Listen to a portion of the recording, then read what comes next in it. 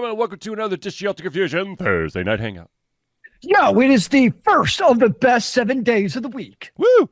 And it is also May the 4th be with you. Touche. Ladies and gentlemen, this is, of course, I, of course, am your host, Charlie, and I'm joined once again by the Pliffer Counter himself, Zealeus. It is good to see you in the ones and zeros on this 4th. Of course. Ladies and gentlemen, this is, of course, the Thursday Night Hangout. This is a live show. We try our best to cover the topics most important to you. If you have any topics, just drop it into the chat, and we'll try to cover it during the show. If we do, unfortunately, run out of time, we will add it to the very next show. So let's start it off, shall we? And we already have one comment in the chat room, and that is to talk shit about Redfall. Now, I haven't actually played Redfall yet, but I have heard that it's not good. There's been lots of issues, and apparently the company behind it are, I think it's Arkham or Arcane. It's their worst game. It's the same company behind Dishonored, which is which a was sweet actually game. a good game though. Clark's a Sony fanboy for life. Well, Good. I mean, For you? yeah. Yeah, the game wasn't actually ever on my radar. I didn't even know it was a thing. And all of a sudden, I'll see all this shit about Redfall and how it's the worst game ever made, basically. I was like, oh, well, I wasn't planning on playing it anyways, but now I guess I really don't have a need to actually play it. Well, it sounds like, from my understanding, a lot of people are like, there's got to be a lot of stuff that needs to be fixed before this game could even possibly maybe be okay. Wait, you mean a video game that comes out that still has more development needs to actually make it a complete game? Yeah. What? That's crazy talk. Now the question is, That's do they go 2022? Do they go with the we'll fix what we got, or are they going to try it, or are we looking at the next version or attempt on a Final Fantasy 14 approach where they yank that whole motherfucker back and then rebirth it? But how often has that actually happened and worked? True. And I think it's one thing if it's a 14 situation where it's an MMO, right, where you can basically rebuild the entire thing from scratch, and they have their whole history of Final Fantasies to follow on. True. Versus a FPS like Redfall that comes out. So it's music I'm on a website. What's wrong with Redfall and why it sucks? And of course, right next to it, there's an advertisement for Redfall. There's no fixing this with updates, says Clark. Yeah, it's the tricky balance of a game comes out well before it should have, because there's more developmental needs. But of course, the people behind the scenes want to get the game pushed out the door because developmental cost. Yeah. From my understanding, it's just this one. It's what's the fun? Gosh darn it, my brain just went off. Basically, this game has no teeth. It's just kind of and you've had all this beautiful build up, and it just fell flat on its face. The release actually reminds me a lot of. So I've not played Redfall, but I played the shit out of Outriders, which I really enjoyed. And the game got shit on a lot because when they came out, there were a lot of bugs and issues with the game. Multiplayer is still terrible and doesn't really work worth a damn. Never will. It's not going to be fixed. So it's one of those things where I'm curious because Outriders does a lot of things well. There's certain things that it's just terrible at that just aren't going to be fixed, and you just live with it. So I'm curious if Redfall's the same way. Although from what I'm reading, what I've read at least, Redfall is also more advertised as much more of a co-op type of game. Yep. Which apparently is part of the problem is the co-op doesn't really work very well. Which with the co-op advertised game is just a teeny tiny problem. Yeah, you would think that if it's a cornerstone of what makes your game, that would be one of the things that would have the most polish on it. You would hope. But again, you're seeing a situation where it probably is always online in some regard, I'm assuming. Right. But you're seeing in the case of, a game coming out and day one, the servers can't handle the load. Like, this is a perpetual issue from developers and publishers where it's like, do you not know, like, 2 million people bought your game? Ergo, you should probably plan for 2 billion users day one. I don't know. Yeah. You would think. Now, speaking of, I guess, buggy starts, this being the 4th of May, this is, of course, like basically the unofficial Star Wars holiday. The new game Star Wars Survivor is out on all the platforms, or on all the platforms they're supposed to be out on. And there has been some issues on one of the platforms, and that is unfortunately the platform I've chosen to play it on, and that is the PC. PC loser race. Here's the thing. It's a really good game. Unfortunately for me, I've had it crash 3 times, and it is a game where it saves at the meditation spots. And if you don't regularly go to the meditation spots, then, you're going to have to do some like backtracking. Nice. Or not backtracking, but you're going to have to basically go through it again because, you got to get back to where the game was. Thankfully, you can, once the game basically freezes, because that's what happens. It freezes, and then, I've got to shut it down the not so nice way, and you can jump right back into the game, and it's just fine. So, yeah. I'm actually just started playing the predecessor of this, the Star Wars one that came before this. Fallen Order? Yeah, I just started playing that. That one's good too. Buddy. What? That was a great game too. I'm enjoying the game. It is definitely a good game, but I'm like, this is the perfect time to play Fallen Order. Yeah. Now the nice thing is, there was actually some discussion, since this is a sequel to Fallen Order, Survivor. See, Clark says, I loved Fallen Order and liking Survivor, but such a weird Souls-like elements. I mean, it's the action combat where you have to be somewhat intelligent. Yes, you can't just... It's not like Diablo where you can't just go, kamikaze. You have to at least think about what you're doing. Oh, believe me. There is, early in the game, you can go into a Rancor pit, which I highly don't recommend. And it's got a one-hit kill. Oh, what did the Rancors ever do to you? It will dash across, grab you by the way. As soon as it grabs you, it's going to just bite you half. It's 2023. Fuck save points. Well, to be honest with you, I mean, that's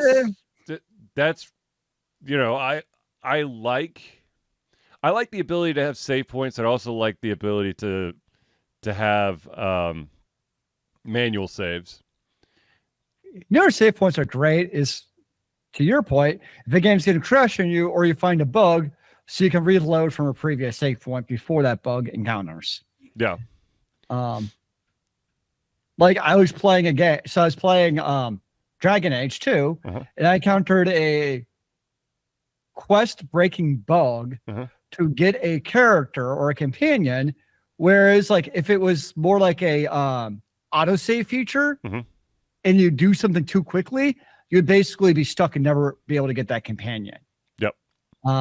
Versus because I had to save previous to that moment, okay, I went back at 10 minutes in time, and I was able to then fix what I did and get the companion. But if you didn't have manual saves, then you'd be forever screwed. So there's pros and cons. To me, the autosave feature like that makes more sense in a game like Heavy Rain, or Detroit Becomes, like this very story-driven games where it's almost like you're playing like, a character in the movie. Right. Yeah. So those type of games I get. because they're not meant to basically recheck, okay, what's the skill tree or choice tree and how is it going to descend every single way, because otherwise that's all people do, and that'd be kind of dumb actually. Yeah.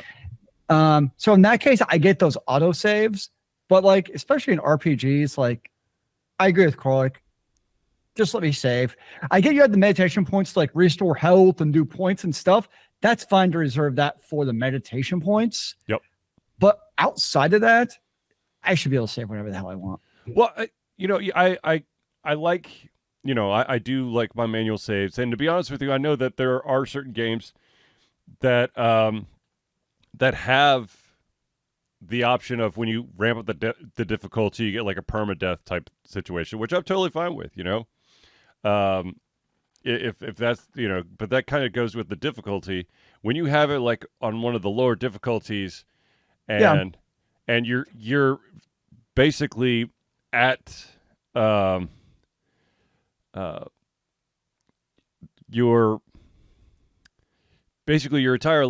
entire game is dependent on these save points, and if that file gets corrupted,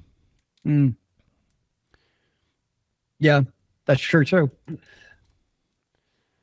I personally, there are some games out there that allow you to basically make a million different manual saves, and then there's other ones that allow you to have an auto save and then a manual save. Which I'm the worst for me was like the Mass Effects and like the Jade Empires, KOTORs, because where your choices actually mattered. Yeah. I was one of those people who were like, I'll choose the Renegade choice. I'm going to choose the Baragon choice. Which one's more interesting? Yep. I totally would do that in those games where I'd like do basically the, I would get through Mass Effect with over 100 saves. It was kind of ridiculous. Looks like we have a Jade Empire fan in the crowd. I've said it a number of times on the show. If there's one game I want to remaster on, it's freaking Jade Empire. Yep. One of my favorite games of all time. It had the great combat, but it was also the OG BioWare fantastic story-driven game with, the choices mattered, you had the relationships, you had all the crazy stuff going on top of the combat. It was like the perfect combining and loving of two great genres. And then now BioWare's become what they have, and it's very sad. Yes. The problem is, Clark, I don't think we'll get a new game in the universe that I hear what you're saying. But like the way BioWare is now, I would only want to remake or remaster the game, because if they made, let's just say, Jedi Empire 2, it would be a steaming pile of shit. I'm sorry. Like, based on what BioWare has done over the last number of years, it would be a shell of itself. You would have some combat, and you'd have choices that don't actually matter, which just wouldn't be fun. So that's the tricky part. Like, there isn't a BioWare out right now that makes good RPGs where choices actually matter. I think, at least. I'd be happy to be shown that I'm wrong. I too. Clark says he wants BioWare to get its groove back. There's quite a few companies I would love to see them get their groove back, but unfortunately, that does not seem to be in the cards. I think the frustrating thing with the BioWare one is it's one of the few, like, I know there's other companies that have lost their groove, like take Blizzard, for instance, right? Yep. But like other companies have stepped up with, like, for instance, action RPGs. You have games like, Path of Exile. You got games like Last Epoch. You have Grim Dawn. You have a bunch of action RPGs. If you care about the Overwatches, you have those. So you have games that fill the void, but I feel like when it comes to BioWare, that type of choice-driven game, both like good versus evil, whatever we're calling it for the game, and then also relationships matter. Like, I don't know of any other game that does that consistently from a publisher anymore. And I think that's what we lost from really the death of BioWare, or the OG BioWare. And it makes me sad. Yeah. Yeah. There's some solid games back in the early days. Yeah. Anywho, let's move on to maybe some less depressing stuff. So I now we just got Anthem. Oh boy, oh boy, oh boy, oh boy. Thank you for reinforcing my point, Clark. Thank you. Yay, Anthem. Yeah. Okay. Anyways, moving on. So, speaking of companies that, well, I don't know if they truly, they're not. Okay. So the company Bungie, they have officially won their lawsuit against the cheat maker. I can't remember the name of the guy off the top of my head, but they made. I think we just disconnected there for a second. That's weird. There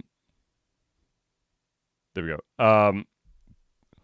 Bungie made, of course, all the Halos before they left. Then they made Destiny, now Destiny 2, and there was this cheat maker who basically allowed for Destiny players to see through walls and then to also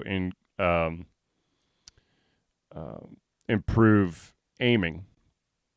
And Bungie has officially won that lawsuit, and the cheat maker is on the line, or on the hook, I should say, for $12 million. I'm sure that cheat maker will be paying that back tomorrow. Oh, yeah. First thing, they're just going to drive over to the bank and ta-da, $12 million.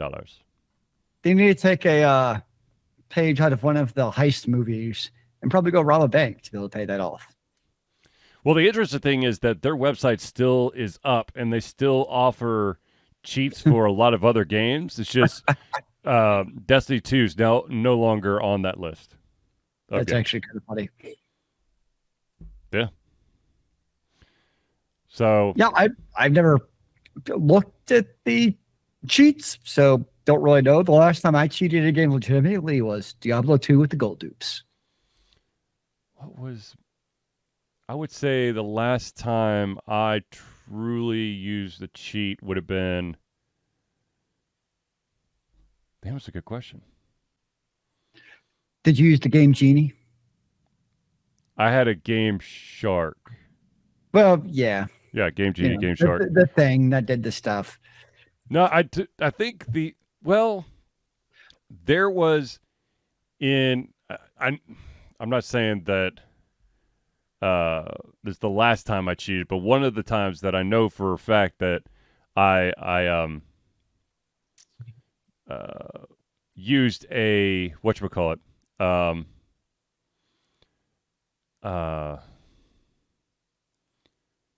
I guess a cheat, a hack, whatever, is in Mega Man 3 for the Nintendo.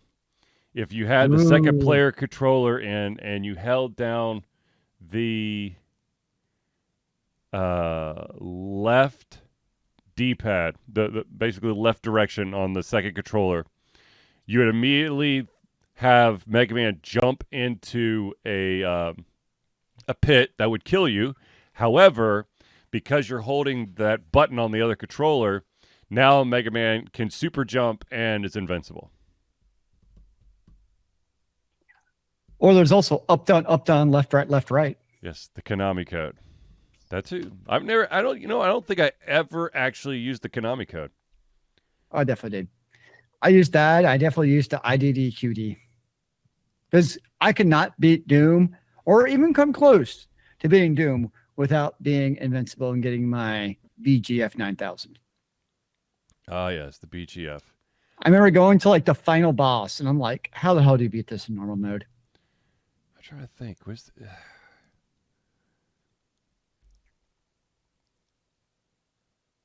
That, I don't think I've really. I think the only way that I've truly cheated at a game was that I would start the game at a higher difficulty, and then change the difficulty in the pause menu and be like, "Look how badass I am!" Ha ha ha. That's not cheating. That's just being a capitalist.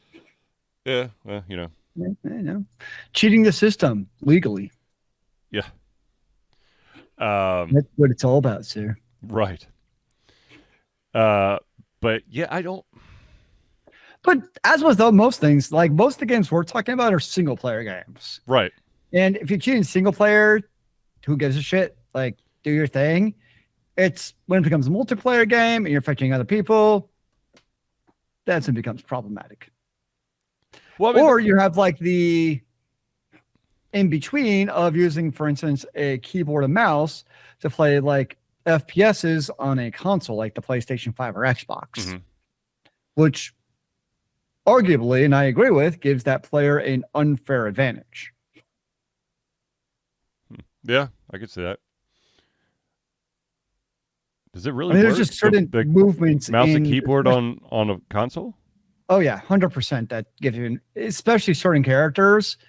There's just things mechanically you can do with the keyboard and mouse that you can't do with. No, I mean, controller. Like, can you? I mean, functionality wise on the system, does it recognize the mouse and keyboard? Yeah, you have to get. It's called like SIM and XIM or something, if I remember right.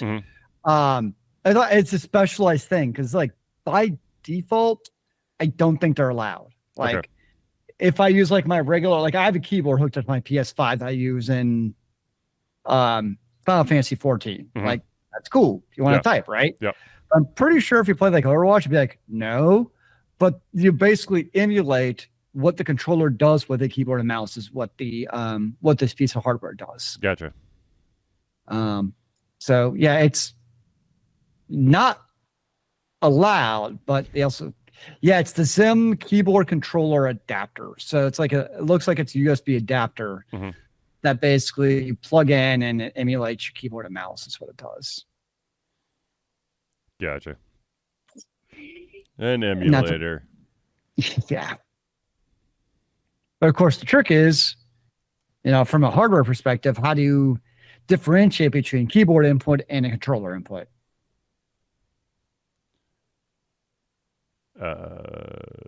Your input software should be able to recognize between the two. Well, when it's coming from the same piece of hardware, though, like the piece of hardware is basically transcoding it from keyboard and mouse. Oh yeah. If it's masking it, then yeah. That's what I mean. Yeah. I thought you were asking how does the game know the difference between a gamepad and a keyboard and controlling. Oh yeah, no, that knows the difference between. Yeah, it's when it's masking it. That's when it's hard to know. Just have Chat GPT fix it. Oh Jesus! Did we lose our feed? Did we do it again? I thought it looks like we're back. Are we gone? I don't know. Wait, I think we're back. Yep, we're back. Holding. Anywho, okay. Love the technical difficulties. So, let's blame Comcast. Exactly, or Xfinity, or whatever the hell you want to call them today. Unfortunately, Netflix does not have the best of track records with making live action adaptations of anime. But there's another one that's coming out that the creator of this anime is excited about, so I can slightly get excited about, and that, of course, is One Piece. One Piece is that anime that's got over 1,000 animated episodes, plus a bunch of movies. It follows Monkey D. Luffy, which is the captain of basically the main character. He's basically the Elastic Man. And I saw like a sneak trailer of like them building some of the sets. The sets look gorgeous. I just hope that, it actually does it justice, because the Cowboy Bebop one was absolutely horrendous. I didn't watch the Death Note one, but I heard that one fell flat on its face as well. So Netflix and this guy's been working on One Piece since 2016.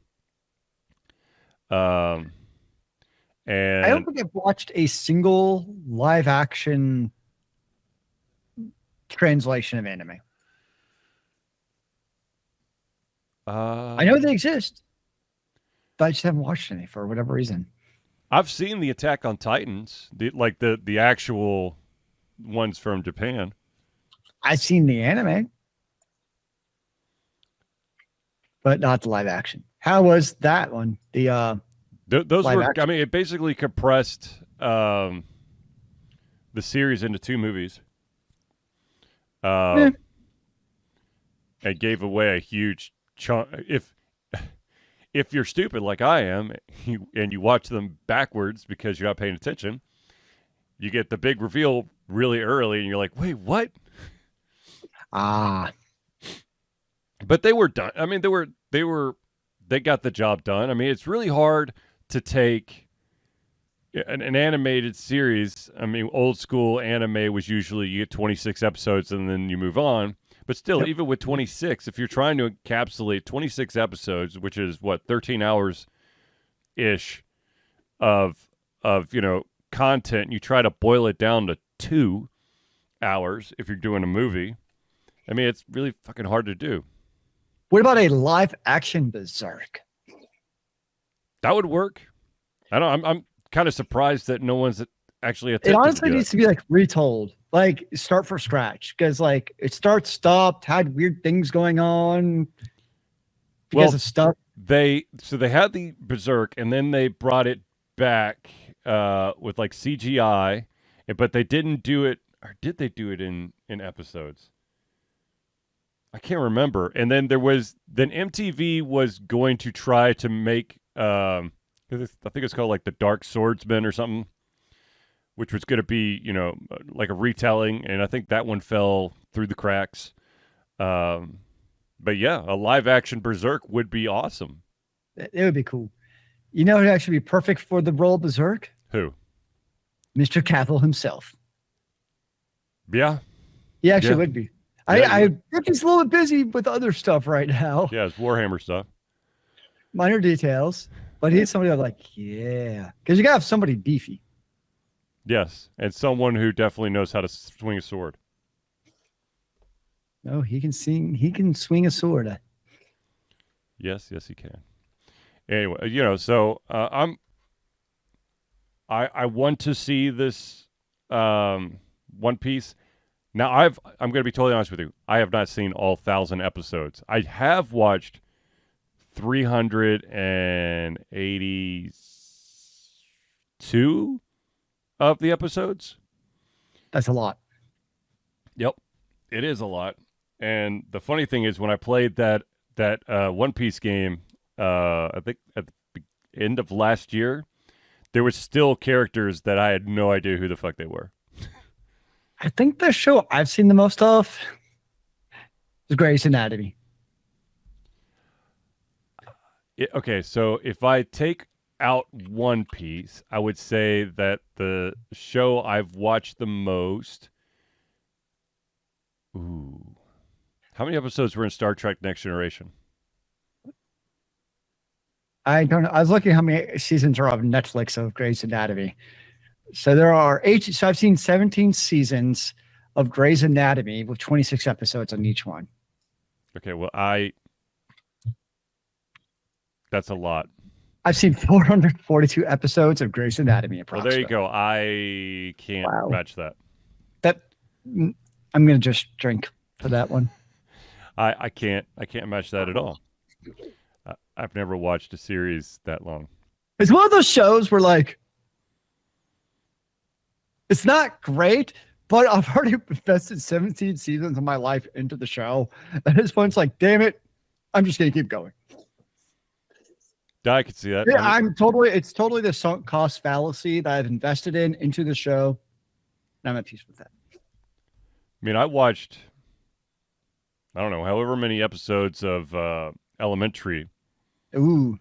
I watched every episode up to I think like halfway through the second to last season, and because I was just like, dear God, it's to be honest with you, it's Chuck all over again, where it's like they have a secret, super secret, evil organization that's trying to do something, and then Sherlock finds a way to shut it down. It's just like Chuck, it's like, was it Fulcrum, The Ring? Oh gosh, and whatever else was there. The other show that did that, what was on Jennifer Garner was in? That got Alias? Did you ever watch Alias? Uh-uh. Oh, Alias went off the bloody rails with its secret organizations. Like, she worked for a secret organization within the CIA that was actually this other. It was very Chuck-esque in that regard. Yeah. And then I remember like there's like these doomsday. I mean, it's been years since I've seen the show, but there's like these doomsday end of the world like technology. It got nuts with all the secret organizations and what the hell's going on. Mm-hmm. Yeah, that was definitely one of those shows that did that. I could see Supernatural getting really up there with episodes. That went on for a long time. Yes, it did. I never watched. I couldn't get into it, but I know people got really into it. Actually, you want to talk about a show that has a shit ton of episodes? The Simpsons. I was gonna say Law and Order. That too. Law and Order. Ooh, NCIS. Yeah, but that can't match The Simpsons. What does it count to all of the NCIS spinoffs? Oh my God. No. Then you're getting somewhere. Yeah. No. Can't do it. That's a lot of crime solving. Yes. You watch all those, you should have like an honorary degree in crime solving or something. Naval crime solving. There you go. All right. So speaking of crime solving, how about this? A lot of people are calling this an absolute crime, and that is that Discord is going through a total revamp of its user names. And so it's going to, in the near future, force everyone to change and update your username. Okay, I was confused. I saw like a highlight, like top of the fold, like article about it, but I didn't read it anymore. So what the hell's going on? So you know how in Discord, you've got your username. I will just say Alter Confusion. Then you have an underscore, and you have like 4 digits. Yes. They're going to do away with the underscore and 4 digits. So it's like every username will be unique now. Is that the idea? Yes. So I got to get John instantly. Yes. God. So it's going to be like in time. It's like at 2 a.m. on May the 20th, the floodgates open to like register your new name or something. Basically. That's going to be nuts. That's going to be nuts. But also, one of the beautiful... Can I get Elon Musk's name? Sure. Pay $5 and you can get the blue check.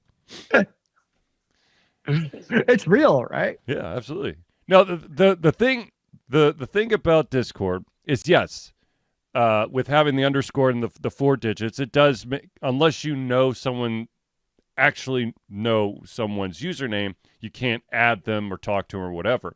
But that was part of the appeal for a lot of people. A lot of people who are in the LGBTQ arena or female have, they're from minority group, because it basically masked who this person was, so you wouldn't get all that harassment. You wouldn't have all these people trying to spam you to death. You had a little bit more privacy, where the people who you want to talk to have to know what your username is. Makes sense. Yeah. But now Discord's like, oh no, we're going to revamp the whole thing. I mean, you could still choose a random A B B B B C C C name, so nobody actually knows who you are. Yeah, but the I don't know how many Alter Confusions are out there, because I think that's my username. Well, that's all they actually really care. Like, So, for instance, like on Slack, you can choose a different name for each Slack you're in, basically. So I could be like Zealeus on an Ultra Confusion Slack, and I could be Johnny Confusion on another Slack, right? So I can choose like different usernames. Yep. My question with the Discord way is going to be like, your one username Zealeus follows you across every Discord. Yes. Because otherwise, you're right. Like, people are going to choose, especially like the popular streamers who do a lot of shit on Discord. Like, people are going to obviously troll that shit and pick that name like instantly. Yeah. Now, I would not be surprised if you see a lot of people trying to hold usernames for hostage. Oh yeah. Yeah, that's interesting. Like, I'm honestly not too worried about my name because it's usually fine, but like a lot of people, it's gonna, yeah. Yeah, and the thing is that the way that it is now, the underscore and then the digits, I mean, that literally just alleviates, like from the old AOL days where you would have to be, I don't know, you'd always be like Ultra Confusion 01 or 07 or whatever. I always thought it was definitely a bit archaic, but at the same time, I never had a problem with it. So like when I wanted to tag you, like I could type in altered, automatically knew like you're with your number. So it wasn't like I ever had like an issue with it. Right, because we were friends and we had we have at least one Discord in common, one channel in common. To be honest with you, I do not understand why they're making this move. It makes no sense whatsoever. Did like 7 people bitch and moan because they couldn't contact their best buds or something? I mean, Discord's been doing fine for however long it's been around, and this type of change, in my opinion, should happen in like the infancy of the system, not a well-established system. Well, the other weird thing too is it's going to be where you have like your name, and then your handle name. So now you have that weird situation where it's like you have like 2 names that can also be referred to, whereas at least now it's like a single username. Yeah. Whatever. Honestly, it's one of those things where right now it's like, oh, but in a year, everybody will forget it ever happened. Or there'll be a new alternative to Discord that everybody will jump over onto. I don't think it's going to happen with Discord. I don't think it's going to go the case of Twitter. You never know. I mean, I don't know. This is one of those things that they're changing, but I don't think it's the end of the world. No, it's definitely going to have some growing pains. Yeah, but I don't think they're going to be enough to redirect people to what's the alternative? Slack? I guess. I don't know. That's the thing. Like, yeah, I don't really see it turning away users over this decision. It's one thing people might not like, but it's not like probably going back on Twitter. It's not like a long list of like anti-user actions where it's like, what the hell are these people thinking or not thinking? As it may be. Right. Yeah. I mean, to me, it's like a whatever. I guess we'll find out.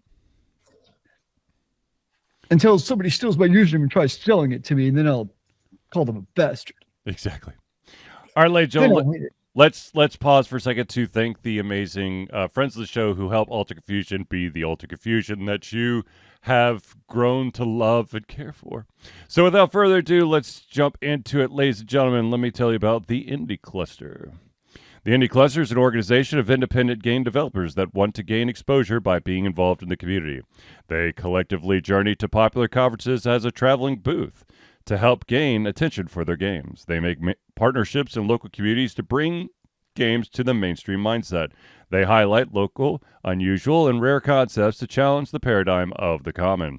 They also host events to teach kids and minority groups about game development to hopefully one day enter the industry themselves. For more information, go to indiecluster.com. The next shout out we got to give is, of course, Noodle Boy Media. Founded in 2015 by Andrew Tran, Noodle Boy Media, previously Whack Kid 47 Media, is your choice for professional photo shoots, panel recordings at conventions, and panel recordings at conventions. They pride themselves in providing a high level of professionalism, top-notch experiences, and quality services. If you want more information and to view their full list of services, check out facebook.com/noodleboymedia today.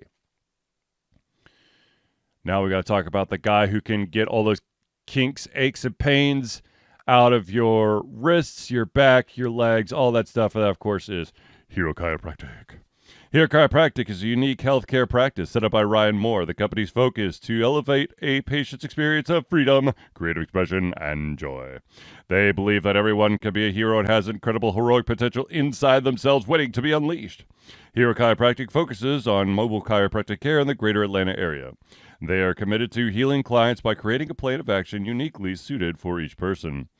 They make that plan of action as convenient and affordable as possible, and most importantly, suited to your individual needs. For more information, go to herochiropractic.com. Now let's talk about the maestro himself, and that, of course, is CrossPad Creative. Need a new logo or want to work on a full branding and content strategy? Or maybe you need music or audio for your content, just like Alter Confusion. CrossPad Creative offers a whole host of solutions for individuals and small businesses. Just email Josh at crosspadcreative@gmail.com and see what he can do for you. Now, of course, the final shout-out we got to give is to the OG, the original gangster, the original supporter of Alter Confusion's Patreon page, and that, of course, is Agile Axiom. By day, Axe leads both a development team and system administration team working with satellites at NASA's Goddard campus. But while not in meetings and many times during, he is the Agile evangelist, Agile Axe, championing the philosophy of Agile and trying to make the world a better place for software developers, testers, system admins, and software projects the world over. Decades of experience in software development and leading Agile teams are brought to bear against evil processes, inefficient work, and bad habits. For more information, go to agileaxiom.com. Now, I know a lot of you out there are curious as to how you can be a friend of the show. And ladies and gentlemen, I'm about to blow your mind and tell you exactly how it is done. Ladies and gentlemen, Alter Confusion survives the love and support of fans like you, and so we have a Patreon page. Patreon lets you, the fans, lovers, haters, demigods, interdimensional beings, gods, demons, aliens, mummies, werewolves, vampires, supporters, and more to become active participants in the work we love through a monthly membership. This gives you access to exclusive content, community, and insight into our creative process. In exchange, we gain a bit more freedom to do our best work and the stability we need to build an even stronger creative career. We currently have 2 tiers. That's the $1 tier. That's $1 a month or $12 a year. And what that gets you is early access to all of our playthroughs, as well as the ability to participate in patron-only polls and posts. If you're feeling a little frisky, you can jump up into the $5 a month tier. That's $5 a month or $60 a year. Not only do you get everything at the $1 tier, but you also gain your name or organization added to every single Friends of the Show section of the Thursday Night Hangout. So if you want to become a patron for Alter Confusion, go to Patreon. That's patreon.com/altered confusion.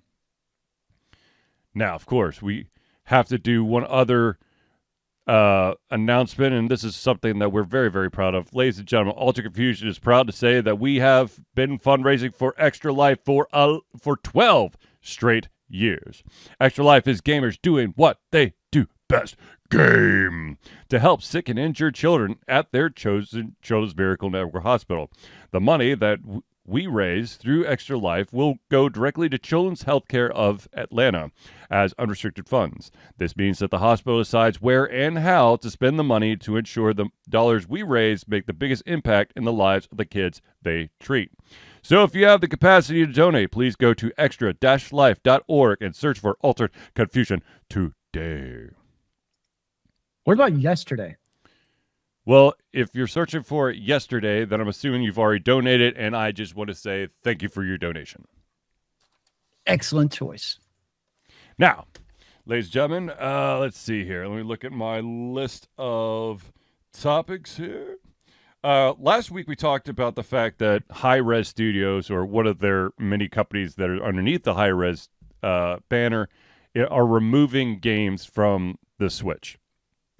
Oh. Now, this week we have another highly anticipated game called Marvel's Midnight Suns that's coming out on all the major platforms. However, it is official, the Switch version of the game has been canceled.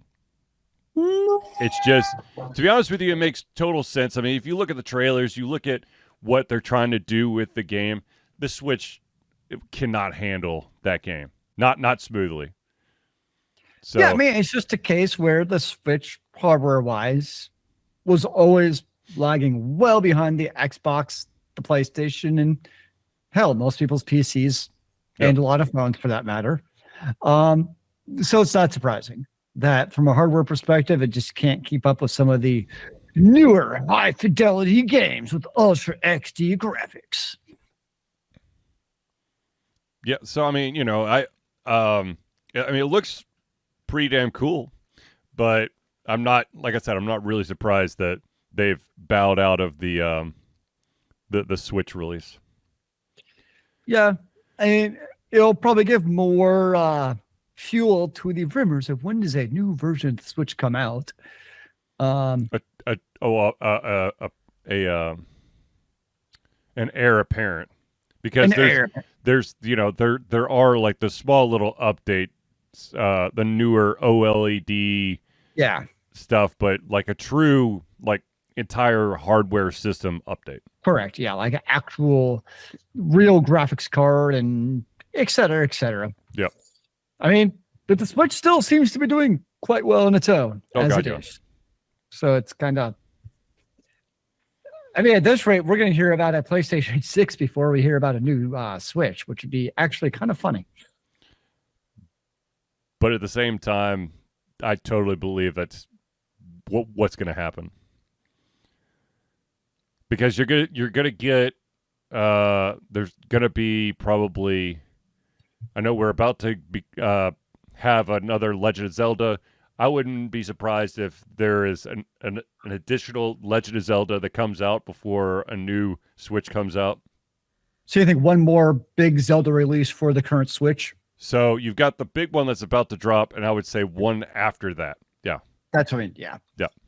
That would be my guess. And probably, I don't know, 2, 3, 4 more Pokemon games.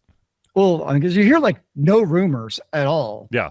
Of like actual real rumors of like a new console from any of the, as it is today. Right.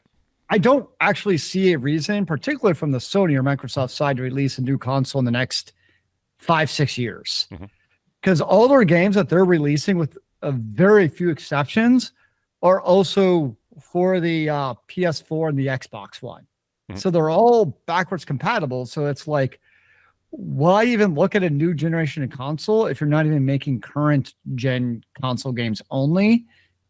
And the games are fucking beautiful anyways. Yeah. Like, I mean, yes, you always get more polygons with a newer, console, but like, I know we've been saying this for years, but there comes a certain point where it's like, how much more is a new console really going to get you? Right. Those 7 extra polys, man. Well, I think a large part of it, because I think a lot of the new consoles was going to be predicated on the hope of VR. Yeah. Honestly, because that does require more power. Yes. But I think we've seen that that's ways off. Not from a power perspective, but just from the customer base. Exactly. Well, because the customers will have to buy in to Yeah. VR, like truly buy in. Yes, I understand. There's VR options on several different platforms, but it's still like an added feature. It is not. I know, like I have focus. the headset for the PS5, and it's cool. Yeah. It's fun. I like it, but it gives me enjoyment, but it doesn't. It's not a must. Yeah, thank you. That's it. It's not a must experience for the PlayStation 5. You can still have a fantastic experience without it. Yeah. And yeah, and I think that's key. If I didn't already have the PlayStation 5, I would not have bought the PS5 just for the VR experience. Yeah. And I think that's the bigger issue. Yep. In terms of VR taking off, is until that becomes the case, it's kind of like you've had games over the years where people will buy a console because of video game franchise, like the Zeldas or the Pokemons. Yep. Nobody, I think, is buying a console because of VR features. Yep. And I think to your point, until that kind of happens, some people buy VR, but it's definitely not a game changer. Right. So I think the Switch is the one console that actually does need a hardware revamp. It would benefit from a hardware improvement. Right. I mean, the only, and to be honest with you, if VR truly excels, in my opinion, it's going to be on consoles because you're talking about the same hardware across the board. PC, yes, you can have super duper power PC, but you've also got people who have economy class PCs. And when you're trying to push something like VR, you want everyone to have an amazing experience. And the fact of the matter is that I'm pretty sure that if I were to try to put a VR headset onto my desktop, I would have a shitty experience in comparison to someone who just bought a PC like a month ago. Remember, that's where they tried, though, to do the VR headsets that had like the built-in processor, for lack of better terms, but then you had to use your phone with the VR headset to actually power it. Or you've got a 10-pound brick sitting on your head, and you can only play for so long before you're literally just exhausted. I think what it'll actually take, in my opinion, is a true wireless HD or VR headset.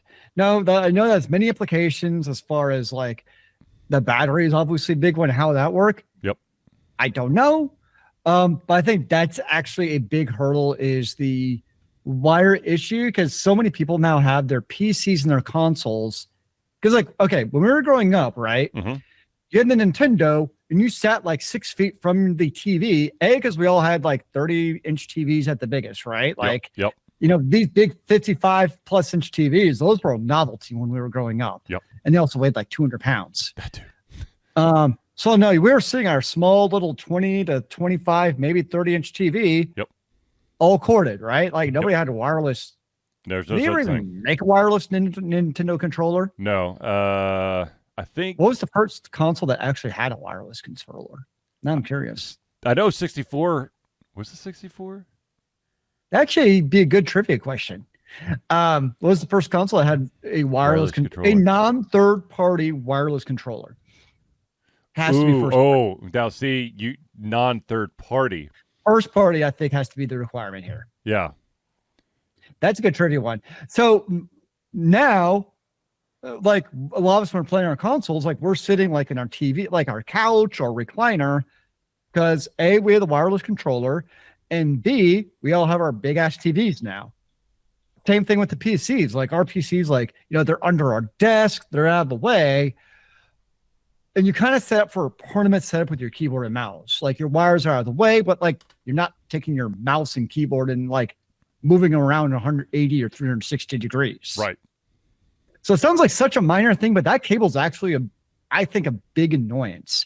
Oh yeah. Because most people in the consoles, they're tucked behind in some entertainment cabinet. Mm-hmm. Because you can sit wherever the hell you want with your controller. So I really do think that's a big thing is the lack of wireless VR. Mm-hmm. Yeah. No. I think that would be a huge step because you're absolutely tethered, which in this day and age where all gaming gamepads are wireless, to introduce something that's supposed to improve, to truly give you immersion, but now you're tethered to a specific location. It's and I don't like a good wireless VR headset. It's not going to cause VR to take off, right? But I think it's a prerequisite for VR to take off. Agreed. But there are a lot of hurdles that we'll have to get. That's just one of them. Yeah. But hey, I mean, people are also still perfectly content to game on their iPhones and Android tablets. So it's kind of like, yeah. Man, there are certain times where a game kind of looks cool on my iPhone, but for playing it longer than like 3 minutes, my eyes start to hurt. My fingers are just all over the damn screen. Yeah, I hear that. I can't do action games. That's a no-go for me. Unless I want to carry a phone that's basically the size of a tablet.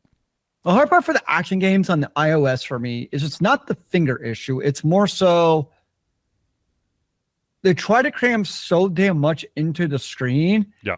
Where either I don't actually know what's happening, regardless of my finger placements, or it's like those auto combat MMO RPG games that are just like it does it all for you. Just it's like walk up extremity. when you're within the in the area. They'll swing for you. You don't have to tap the screen. Yep. It's either one or the other. I think I found one actual like RPG. When I say RPG, I mean like a Diablo style ARPG that I actually thought was well done on the Switch. Or sorry, not the Switch, the iOS, the iPhone. I think I found one I actually like. Sweet. And that's it. Yeah, I've tried a lot over the years. I think basically all of my games on my phone are idle games or word games. Yeah. Idle games are... The problem is they all become the same after a while. I have found one that, I don't know, I'm still getting enjoyment out of because there's a really good story. It's just... Not gonna lie, the game does make me feel a little dirty. What's it called? Hold on. No, I gotta know. It's called balls. It's called Idle Angels. Gonna be totally honest with you, the characters are hypersexualized. Idle Angels, realm of the goddess. But the story is actually really good, and so I'm like conflicted. I'm like, nice. Wow, okay. In real life, those ladies would not be smiling. Or like I found it was actually an idle game I really liked. Like not a RPG idle game, but like a Clicker Hero style idle game. Yeah. I guess a clicker game. Yeah. Or Incremental, I guess is actually the real name. It's basically like a research game where like you have to research like Flask and like it was really well done. The problem is the text becomes so damn small. Yep. Where even like, I mean, I've got one of the fat tablet or it's almost like a tablet phone. Like I got the Mac, whatever it is. Right. I can like barely make out the text. It's like so they try creating so much on the screen. Yeah. Like I really like the core mechanics. But it was so I struggled so hard to actually know what's going on. I stopped playing because like I just can't read what's going on in the game. Right? Yeah, I'm like, cool idea, guys. Actually, I wonder if it's on the PC. Maybe. Actually, they have to become like on old people that like magnifies the text. If it's squished with that much text, I would hope that there's a port of it onto something that you could actually read. I may have to find out. Well, there you go. Ooh, Idle Angels on Facebook. Yeah, no, I am not connecting that on Facebook. Fair point. Fair point. Nope. Because then you're like, it's not even that. It's also like the algorithm. Yes. Actually, probably the fact I actually looked at Idle Angels on Facebook now, I'm going to get some interesting. Oh yeah, posts. you're gonna get some real awesome ads. Thanks. You're welcome. I'm just trying to help you out, Zealeus. Oh, you like Idle Angels? What other angels do you like? Oh boy, oh boy. But yeah, no. To be honest with you, I've played that game a lot. I'm level. Let's see here. I have not spent a dime on this game, by the way. But I am level. Let's see. Come on. Log me in. Level 110. Good Lord, Joe. It's not like you have to do a lot, but there's more functionality that opens up the higher level is.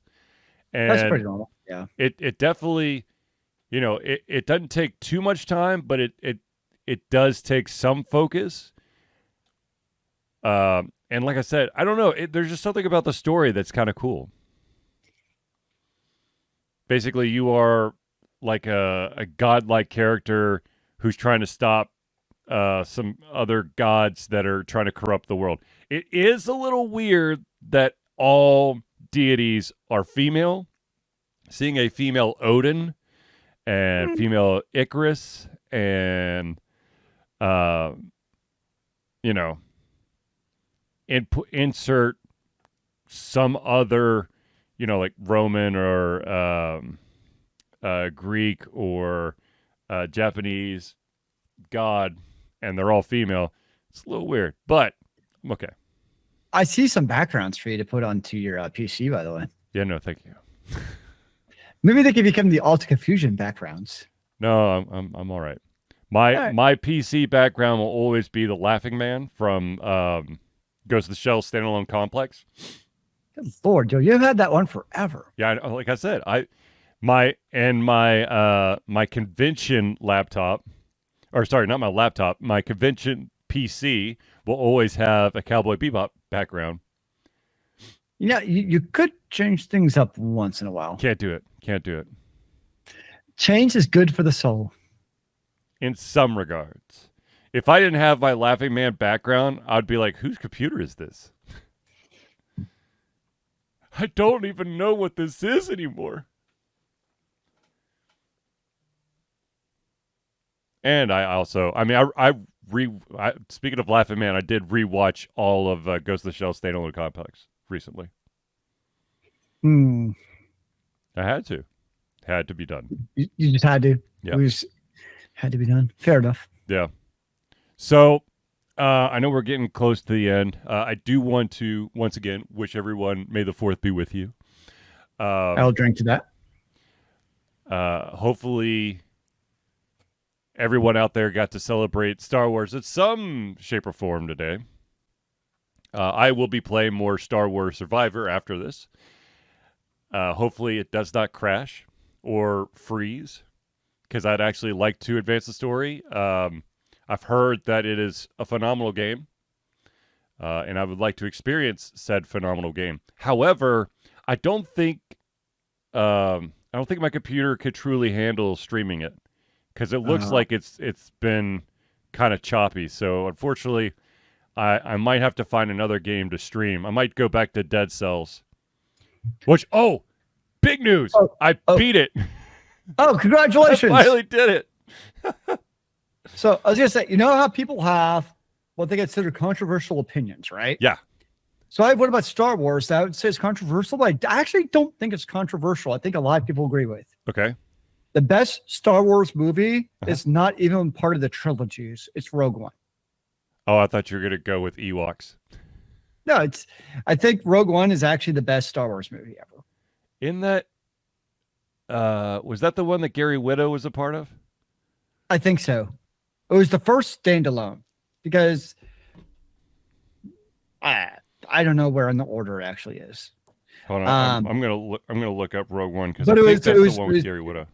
Yeah, it was a standalone Star Wars that had nothing. I mean, it had something to do with the trilogies. Like it fit into the overall canonicalness of the trilogies, especially if you watch the entire show. Yep. But it stood on its own, regardless of the trilogies. Which also meant it was not weighed down by the weight of Luke Skywalker and Palpatine and all the other shit they had to shoehorn into every single point, even though they could have really done without it and it would have been fine, but they didn't do it anyways. Which is kind of, which you bring up a very interesting point there. A lot of people have Skywalker fatigue. And so with all of these new, TV shows, animated, both animated and live action, of course, and then you also have like Rogue One and stuff, that those are starting to become, I guess, the higher quality because you aren't having to constantly shoehorn in the name of Skywalker.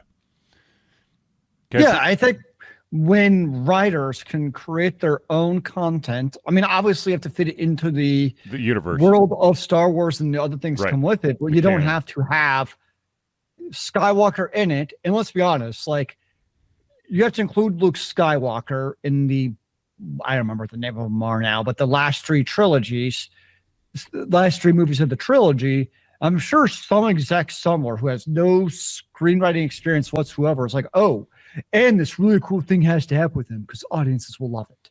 The Force Awakens, The Last Jedi, and I don't remember what the... And so some of those scenes, probably the writers didn't have a whole lot of The Rise of Skywalker. And so it's like, now these writers have to try creating a story around something that they would not have done themselves. Right. And that has to suck. Yeah. Yeah. So definitely there's other very good Star Wars stuff out there. I've never been a huge fan of the trilogies myself. I get why they were popular, but they just never quite did it for me. But the standalone stuff, I think is pretty good. I'm enjoying all the. I've enjoyed most of the TV shows. I have not gotten into Mandalorian. I know that sounds crazy, but I've heard the Mandalorian's awesome. Yeah, I've heard that it is awesome from what I've heard. I did get into was it the Book of Boba Fett, or the Book of Fett, or something like that. That was a really good series. Or I'm hoping there's more, but I don't know. Yeah, I haven't watched it, but I've also heard the Clone Wars is amazing. Yes, that is amazing. And what is it called? The Bad Batch. And then they're coming out with a new one that's centered around Anakin Skywalker's apprentice, Ahsoka. More Skywalker. But not really. I know. But anyways. No, I know people are excited about that one, actually. Yeah. So, all right. Well, I think I will let everyone go back to their Star Wars themed events this evening.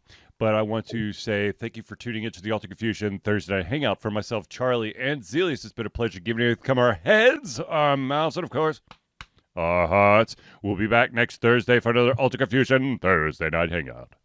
Remember, kids, may the 4th be with you. Amen to that, brother.